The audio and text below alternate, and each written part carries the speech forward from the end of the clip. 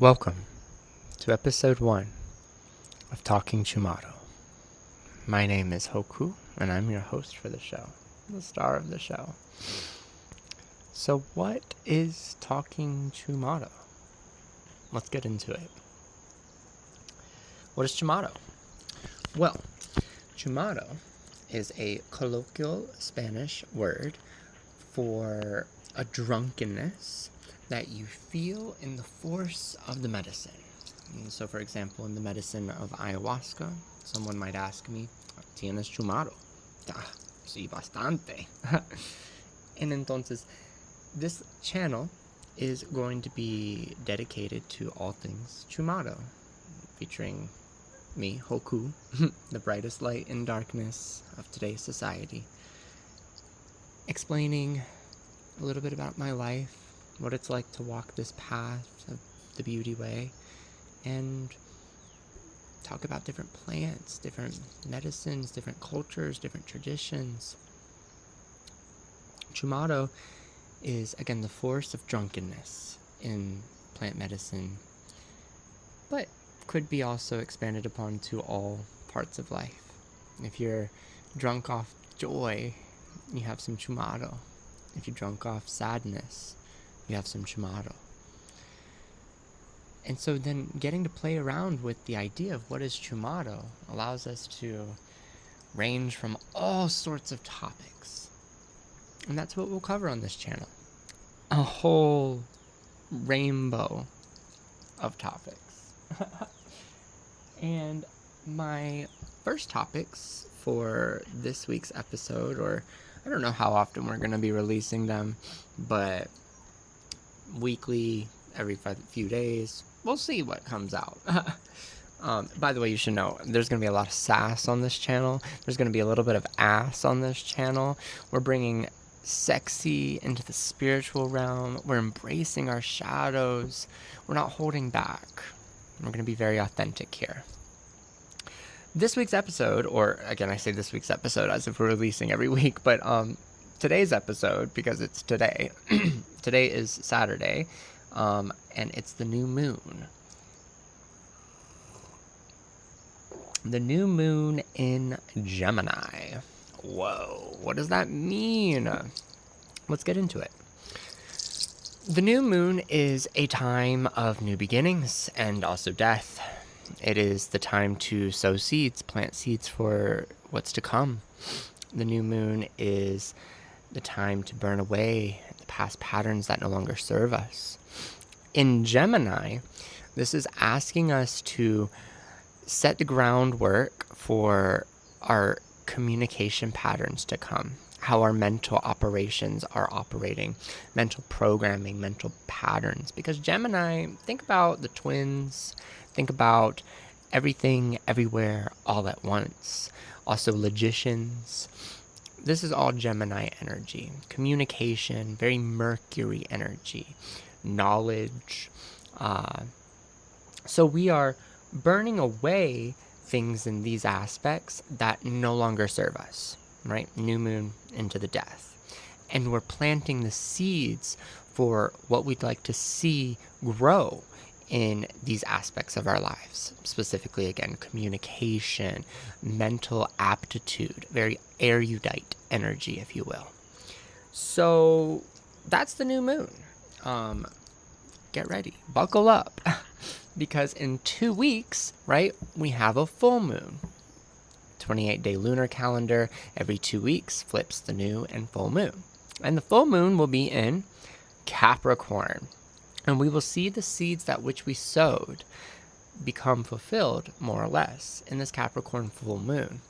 Capricorn is an energy of working, is an energy of career, is an energy of masculinity, but also bridging the masculinity into the feminine. It's an earth sign, if you will. But it does have a very direct energy. It's a cardinal sign versus Gemini is a mutable sign.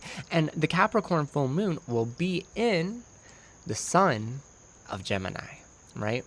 Right now we're in the sun of Taurus with this new moon energy. Well, actually, I guess that would mean we're kind of transitioning into Gemini. I'd have to double check right now. I am your expert in this, but right on the cusp windows, I get a little confused exactly because I'm always looking at the direct degrees whenever we do transition into the next window. But I believe we are transitioning right now. That is for sure. We're transitioning from Taurus energy to Gemini energy, and for sure the Capricorn full moon is going to be in Gemini sun placement. And again, the Capricorn full moon, we're going to see our inner world, our subconscious, our emotions really direct. We're going to see us taking action with our emotions, especially towards the seeds that we've planted in these days during the Gemini new moon. So, what to talk about now? Well, each episode we're going to have a tea talk. So let's sip some tea. I live in Colombia, and I'm constantly telling my friends, so I'm going to share with you guys what I'm telling them. When I say it's a Colombian thing, you gotta experience it, honestly, to completely understand what I mean. It's a Colombian thing. Also, I'll also mention here that this channel is going to be mostly in English, but there's going to be a lot of Spanish woven in. I speak Spanish, and therefore this is going to have Spanish and English woven into it. Bilingual channel. Vamos a hablar un poquito en español. Let's speak a little in English. So, the tea time. Gotta sip some more tea. I'm gonna be honest with you, this isn't tea, it's cacao. So, the cacao of the week. No, but I play the flute. I've been playing the flute for 18 plus years. And a few months ago, I noticed my flute wasn't operating at full efficiency. And, well, that's normal. I live in the jungle, and even if I didn't live in the jungle, complicated instruments like woodwinds need to have refinements and adjustments, at least once a year. And it had been over a year since this flute has had a tuning, an adjustment, like the springs and things. So I went to the local music shop in the biggest city that I live close to, and they gave me a contact for the woodwind repairman that does it for them. This was back in January. This man was like, oh yeah, let me order the parts. Let me, just hold on though, basically. So I waited 2 months until I reached back out to him. I had periodically reached out, but then he was like on vacation, and he was just like, yeah, wait till I'm back from vacation, and stringing me along. Colombian thing as well, getting strung along and having to wait a whole thing. And then he finally got back to me, and he was like, hey dude, I'm sorry for stringing you along, but I just got so much on my plate right now, and I know your repair is going to be difficult, and let me just give you a contact of somebody who can do the job for you. I was like, okay, why didn't you just do that in the first place? This isn't even the tea. We're getting into that. He gives me the contact. I reach out to the contact. That contact's in another big city, Barranquilla, which is a little farther from me. And I reach out, and he's like, yeah, we can get this prepared for you. And so I already have a reason to go to Cartagena, and I'm on my way to Cartagena, and on the way to Cartagena I stop in Barranquilla to drop off my flute. And he's like, I'll have it ready on your way back. So on my way back from Cartagena, it's not ready. I play this instrument. By the way, we're meeting in the middle of an Éxito, which is like a supermarket, like a Target, for example. I pull out this flute and I play it after. And what's the problem? I didn't even say what the problem is. It's a very simple problem. Like, I can't play any of the lower notes past low E. So like I can get to low E, and then like low D, low E flat, low B, low C sharp, low C, those won't come out. And I get the flute back though from him a couple days later on my way back, and the instrument is more fucked up than when I gave it to him. I'm like, what the hell, dude? What the hell? He sent me a video during the days I was in Cartagena showing that, oh, he fixed it. And it was like him going, like clearly not able to play the instrument. And I just was like, dude, I guess I'll have to play it in person. And so again, I played it in person, and then I was like, dude. And then he told me he polished my instrument for me, and he used trumpet polishing powder. For those of you who know, you know. But that's a huge no-no on a woodwind instrument, because it has so many delicate pads, it has so many delicate springs, and the powder gets everywhere and can damage those delicate parts. So I left it with him, even though maybe I shouldn't have. I paid him half of what he was asking for him to continue the repairs. He said that all my pads needed to be replaced, and maybe they did after he used the silver polish from the trumpet polish. 3 months go by, right? Because it's June now. It's the middle of June, and I left that with him in like middle of March. I left that with him. What? And I finally get it back. Well, let's preface this. The week before he sent it back to me, he sent me a video of someone playing it, because I wanted them to send me a video of someone who knew how to play the instrument, because he's a trumpet guy. He doesn't know how to play woodwinds, but he knows how to fix them. So he got a few friends during this whole thing to help, flute luthiers, woodwind luthiers, to help repair this instrument, because apparently this is such a difficult instrument because my flute has open holes. That shouldn't really make a difference. I'm not a luthier, but if you're a professional saying that you know how to repair these instruments, don't take on the job if you don't know how to do it. And the fact of the matter is, yeah, sure, closed flow flutes are maybe more common because they're for beginners and intermediates, but open hold flutes are the other half of that story. Higher intermediates, advanced, and professionals all play with an open hold flute because it helps with tone quality. But they kept telling me, oh, your repair is so hard because you have an open hold flute. And I'm like, dude, what? Shut up. Be a professional about this. Why are you telling me that my instrument's so hard to repair? Just get it done. But so they sent me a video of someone playing it. This guy, mind you, I had already asked for what I needed to prove that the repair was done. I just wanted a simple chromatic scale.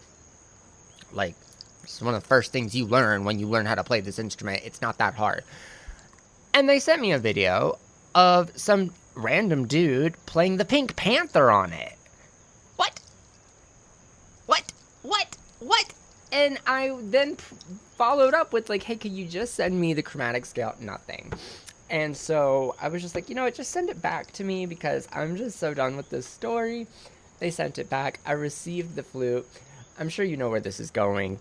And I pulled it out at midnight because that's when I finally got home that night. And I put it together and I started to try to play. And I worked with it for 10 minutes because yeah, it's been a couple months since I played. But again, I am an 18-year professional, right? All the muscle memory is still there, even if I haven't played in a couple months. And I also tried to chalk it up to, I have braces now, so I know my embouchure is all different. But no. I really worked up my lips. I was getting some of the medium notes, but still the tone was off. I just couldn't get D, low D, in anything lower than low D.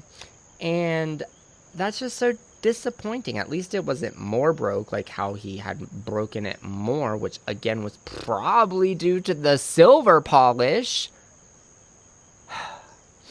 And they replaced all the pads, but what I genuinely think the problem was just it's a leak. I even looked at the flute and I can see the leak in between the pads, and that's a spring adjustment. So incompetent and unprofessional, and that's my tea. Colombians are sometimes always trying to do the most to make an extra dollar, even if it's at the fault of their client. At the expense of their client, rather. So now I'm a little stuck on what to do. I think I might just send it back to the US in order to work with a trusted shop that I know will get the job done, but this is looking like a very expensive matter now because I have to pay for the shipping there and back and for the repair. So it's like $250 because the shipping is like $75 and the repair is going to be $100. And it's just like, I don't have the money for this right now. Plus, I already paid this guy half to do a job that he didn't do. And that's the tea segment of this episode. Just with that, let us light a little abuelo tobacco. And then we'll get into who's tobacco.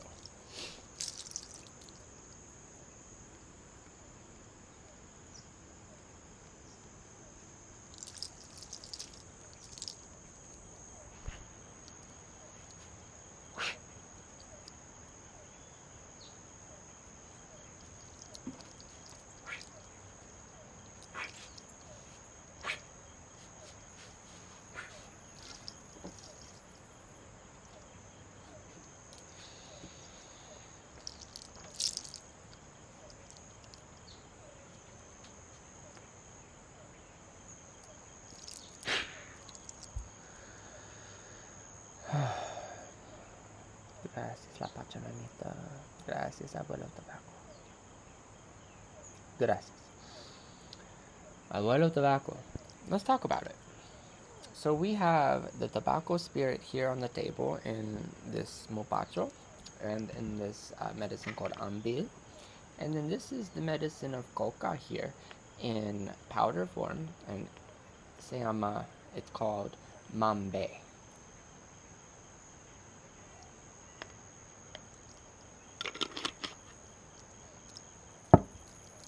So I want to talk about coca with you guys on this episode because coca really resonates with the energy of Mercury, which is ruled by Gemini. You see the connections there? So I'm putting my hair up, even though I like it down, because the sun is beating down and I'm getting really sweaty. So who is Mama Coca?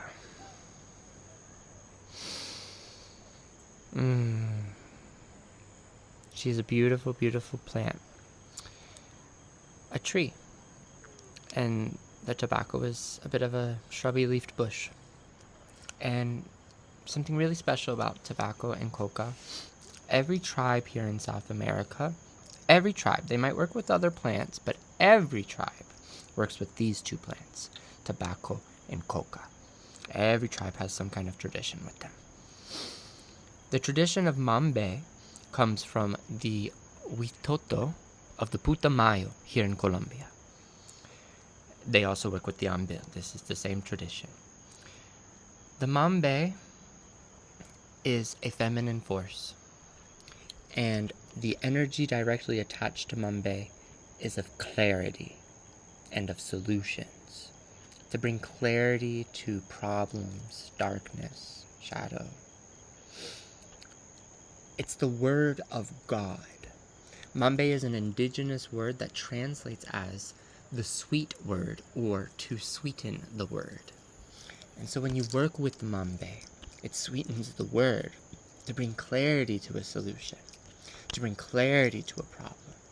When people have mambeero, this is what it means to work with the mambe in a circle or with another person, connecting as humans with the mambe. We are crafting solutions for our life. We're sharing from the heart. We're sharing our love. And we're bringing clarity to the solutions, to the moment. I think the tobacco may have went out. And we're back. Sorry about that transition. I went to relight the tobacco, and in the exact same moment, I guess the sun got too intense for my phone and shut the whole program down. So here we are, just an hour later, rebooting. I was in the middle of talking about mambeero, and I was lighting the tobacco to honor the tobacco spirits on the table here.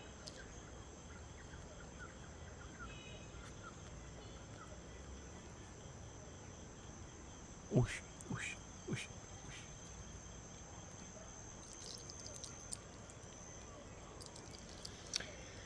So I was following up with ambil. An ambil is the masculine counterpart to the coca, which is the feminine. The ambil, which is a tobacco paste, you guys can have a look right there. It works in conjunction as a spiritual marriage between the mambe, and it helps refine the word, helps to organize the mind, and helps to clearly articulate and express as well as receive the word from the other humans and from God. In a lot of traditions that work with coca, especially the leaves, there's divination practices here involved. And they throw leaves and read the leaves. And they believe, for all of the cultures that work with the coca, which is again all of the tribes of South America, they believe that any divination practices should definitely have coca working with the divination practice. And I think that's a very smooth segue for us to jump into the cards. Oh, just a little bit of rain fluttering through, and I want some more cacao, so let me pour myself some more cacao as well.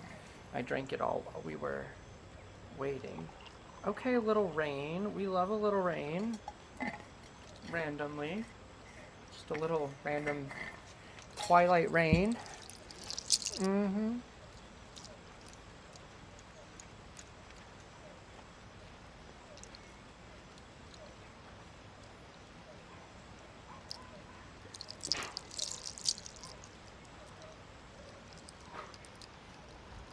New moon, wash us clean with the twilight rain as we open up the floor for the cards. Oosh. Little cacao. It's so hot coming from the thermos. This deck that I have here is the Mystical Shaman Oracle deck by Alberto Villando, Colette Baron Reed, y Marcela Lobos. Illustrated by Jenna della Grottaglia. Thank you guys for making this wonderful deck. This is such a powerful deck.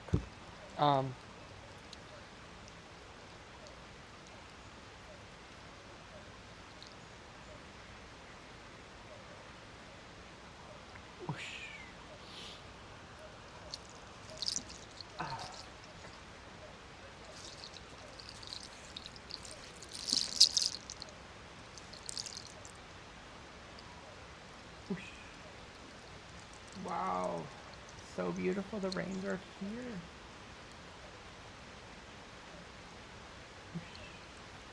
Gracias, Pancha Mamita, por esta agua. Gracias. Gracias. How magical. A little more mambe. You're gonna see me working with this mambe a lot throughout the shows, so that's why I explained it today. It's also a super fruit. And you know what? I'm not even completely done talking about it. The leaves are worked with more so than powders like this. Mambe as well has an ash of another plant called yarumo. It's a tree. They take the bark and the leaves and they make an ash out of it and they mix it with the coca. And the coca is ground into a powder and toasted, and that's how mambe is made. But a lot of cultures, a lot of tribes, work with it just in the leaves. The culture here in the Sierra Nevada, the tribes, they work with it and they call it ayu. That is their indigenous word for it. And the ayu, it goes in the mouth and it stays in the mouth, just like the mambe, it stays in the mouth here, and it's chewed on over time. Now, the men work with the ayu, and same thing with mambe. The men generally work with the mambe. Though I was told a story by some elder women from Peru that, this is a story I'll get into more, but the women, in another episode, but I'll share this part of the story. The women used to work with a lot of the other things and be more of the mystical shaman, if you will, the taitas, the head honcho spiritually in most of these tribes. But collectively, several hundred years ago, they received a vision. Like all these different tribes, the women were receiving a similar vision that they needed to pass the torch, if you will, to the men of the tribe, because there was a great force coming, and that if they didn't pass the torch, their cultures would be destroyed. And we see that actually when the conquistadors came, a lot of the tribes of South America who had matriarchal hierarchy or led by matriarchs, a lot of those cultures were destroyed. But the tribes that passed the torch on to more of the patriarchal paradigm, they were the ones who have been saved, more or less.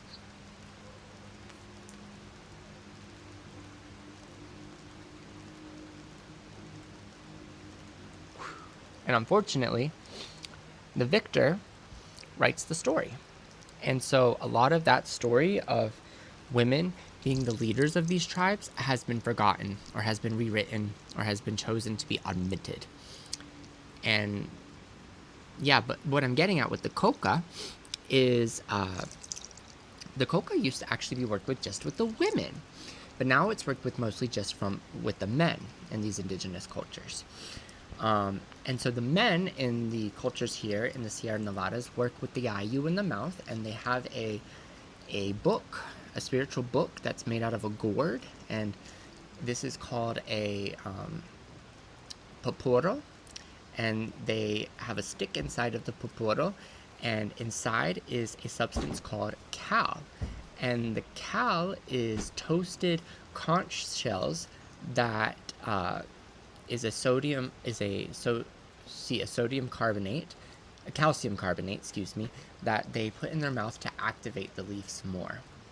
And the poporo, I call it a book, is because it's a spiritual book. They kind of like draw on it, and it creates a little bit of a sculpture, a little white sculpture that then they can read as part of their spiritual life. And then the mamu, which is the spiritual leader of the tribes here in the Sierra Nevadas, they are able to consult with that man and tell them what their book is saying, as well as the man eventually learns how to read their poporo.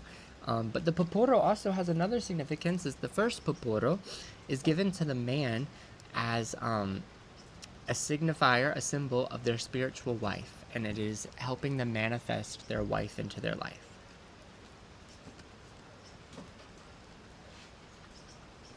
Also, in some instances, they're given the poporo once they have attracted to that woman, and then they're given that poporo as a significance of her, but in spiritual form. And so they're supposed to respect it and take care of it as if it's their wife.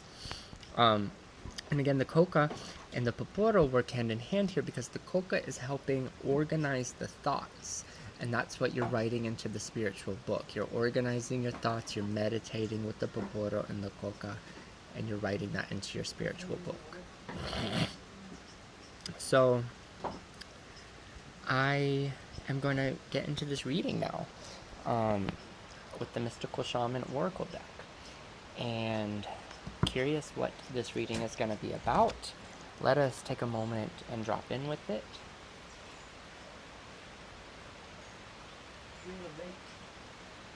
Hola. Sí. Gracias, señor. Vale, bueno. Buenas tardes. Tienen buena noche. Y si necesitas espera por la lluvia, ¿cómo te quieres? No, ya aquí mojado ya. Ok, bueno. Nos vemos. My neighbor was bringing me some firewood. So I paid him, and this is my change. So you guys know. Anyway.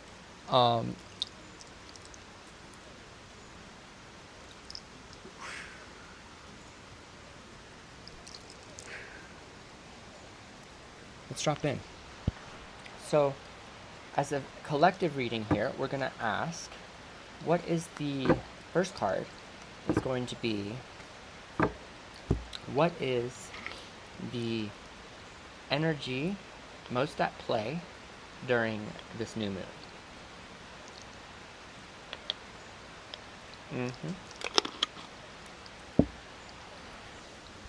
The second card is going to be, what is our helper energy?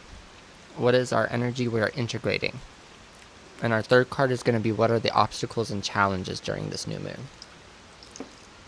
So let's get into it.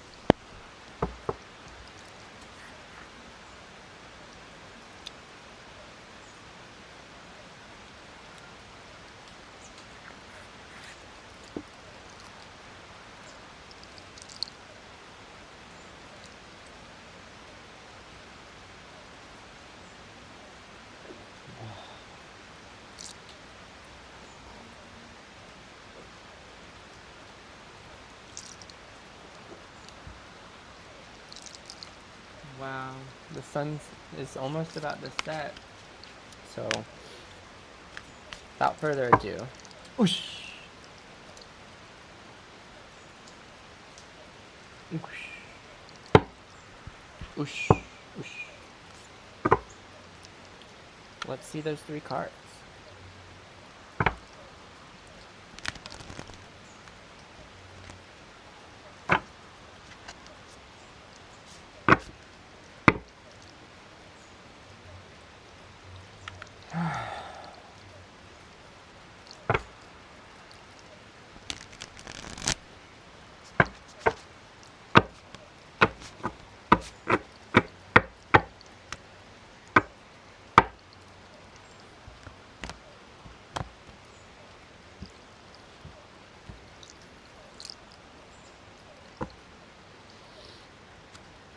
Fun fact about Oracle decks, there's actually more possibilities of how these cards come out than there are stars in the universe, in the knowable universe. So literally every combination is so unique. And if you have a reading that repeats itself, or if you have even cards that turn up again in a similar fashion or with similar questions, the odds are astronomically improbable. Impossible. Like, it's that kind of numerology that shows these things aren't coincidences. They're talking to us. And what are the cards, right? Let's also talk about that while we're pulling the cards. The cards are a hologram for the consciousness all around us. And based off of what I identify the symbols inside of the card, it, like how I already know the symbols in the cards, they're going to show up for me to read the energy of the questions that I've asked. So, for example, if I relate to a turtle as being an adventure energy, if that's the energy in the collective or whatever I'm reading, then the turtle energy will come up because that's how I relate to the card. Long story short of what a hologram is of the universe. So the first card is, oh, this is crazy! You can't make this up! The Rainmaker! And it was just raining. And that's the current energy of the new moon. How coincidental, if you will. The second energy is the Medicine Wheel. Oh, what a beautiful card. And the third energy that we'll be working with during this new moon cycle is going to be the Arrow. Good cards, good cards. So let's break it down. I'll give you guys a nice little look at the cards. You guys can see that. I know the light is fading. So the Medicine Wheel is the the Rainmaker is our current energy, and she's an angelic being dancing with the moon on her head, and it's a black moon, so it's definitely indicative of a new moon. This is about, again, watering the crop, being the action, being the will, but through your subconscious, through the moon energy, if you will, and laying down the, wow, The sun is about to set. Laying down the tones through your subconscious force, right? Manifesting. Breathing into your meditative space and thinking about it going to rain and then it raining. That's the kind of energy with the rainmaker. So we are really being called into manifestation through meditation at this time, dancing with the rain. Do your rituals, your rain dances, in order to make things come alive in your life. And that checks out because the integrative energy that we're working with is the medicine wheel. And the medicine wheel has powerful beings on it. We have a jaguar, we have an eagle, we have a serpent, we have a hummingbird. The arrow is in the medicine wheel as well. And this is all about alchemization, right? So changing water to wine, mercury to gold, taking what is in your life and making the best out of it, using the resources and tools you have available to you. That's the integrative and helpful energy. And that can come from many different places. The eagle is asking us to take altitude so that we have a better perspective on a situation. The serpent is asking us to channel our life force energy into our lives. The jaguar is the middle world, the guardian of this earth, and asking us to respect the earth. The hummingbird is asking us to sing and to share our voice and to speak up. Use all of the elements and all of the medicines right now at your at your consciousness and at your level of connectivity to help you sow these seeds of what you are wishing to water right now. The challenge, though, is the arrow. It has an owl feather on it. It also has the moon. It also has Mars on it. So that's masculine energy. It could be challenging us. So the external world could be challenging us right now, which makes sense because we're being asked to go into the inner world.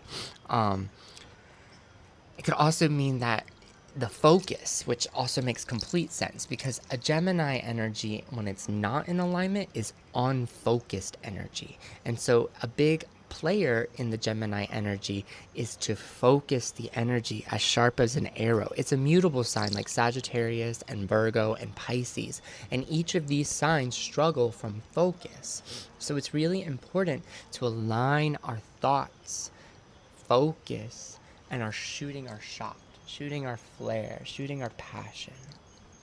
Beautiful energies for this new moon here, and just in general for whenever you are receiving this reading. Now, let's go ahead and maybe ask the tarot cards to flip some cards out that might want to help us explain these energies even more. With this, it's going to just be more intuitive. Whatever cards want to come out, I'll set them out. With regards to what I'm feeling, they coincide with the corresponding cards we already flipped out. Wow, and sun is about to set. What a perfect timing for the ending of this video.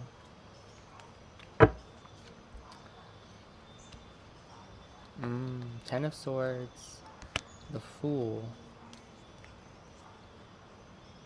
Six of Wands.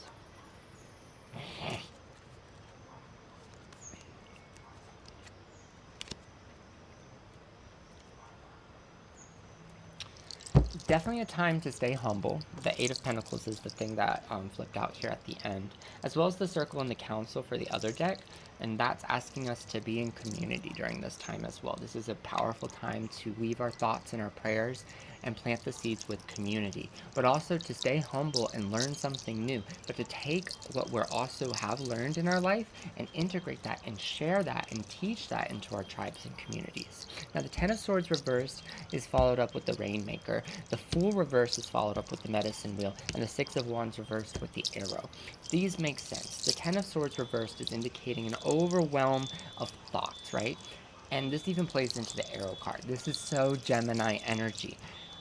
Control the thoughts. Don't let all of the impressions of the world and other people's stories get the best of you. It's time to really focus and refine your thoughts. The Fool reversed is asking us not to doubt ourselves and to step into a deeper level of authenticity with the Medicine Wheel, the things that we know can bring fruits into our lives. And the Six of Wands is reversed as well.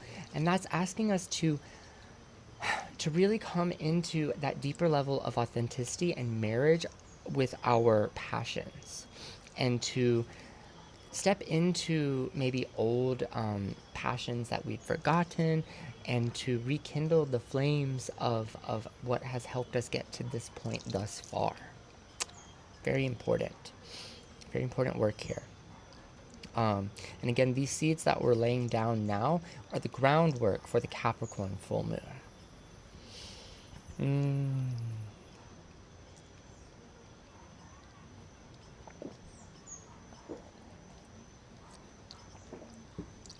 Wow.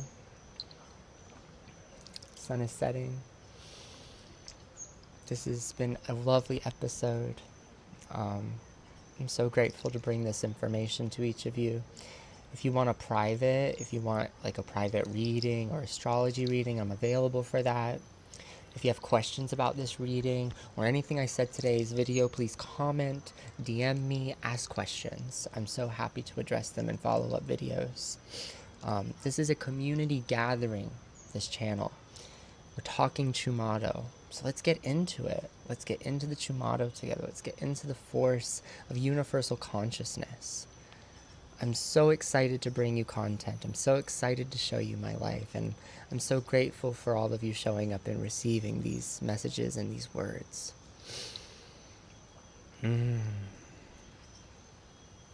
Be here now. Stay elevated and keep it real. It's been Hoku, the brightest light in darkness, the star of the show. It's funny because Hoku actually translates in Hawaiian to star. Anyway, I'll see you next time. Until then, peace.